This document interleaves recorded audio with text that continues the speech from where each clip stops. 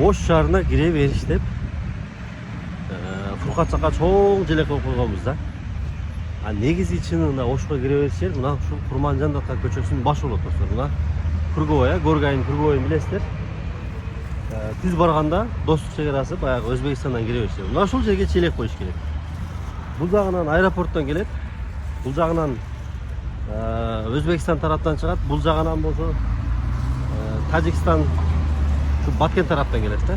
Мына ушул шаардын кире бериши ушул жер. Мына ушул жерге жакшы бир мына круговойду жасап, жашылдандырып айланасын.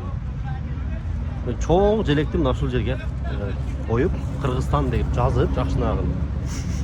Ушул жерди кылып коюш керек. Эми сиздердин оюңуздар кандай билбейм. Мен жеке оюм ушундай. Мына бул жерде эле мына шаардын кире бериши, мына Кыргызстанга кире бериш жер деген да. Бул жагы ошол автовокзал болсо, Ош шаарынан чет аймактарына бүт баардык жагынан ушул жерден кетет. Өзбекстанга дагы ушул жерден кетсе, ал үстүнө кече дуу болуп аткан Ош шаарындагы Ош Сити деген кичинекей бир шаарча дагы мына ушул жерге курулуп атат да достор.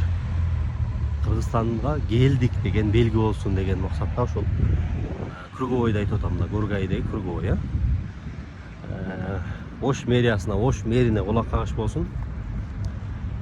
Ошол Круговойду жакшынак кылып жасап туруп, ошол жерге чоң бир желек коюп койсо, Кыргызстанга келген, Кыргызстанга Ош шаарына кирдик деген жакшы бир мындай кандай десем, самал болмок деп ойлойм да.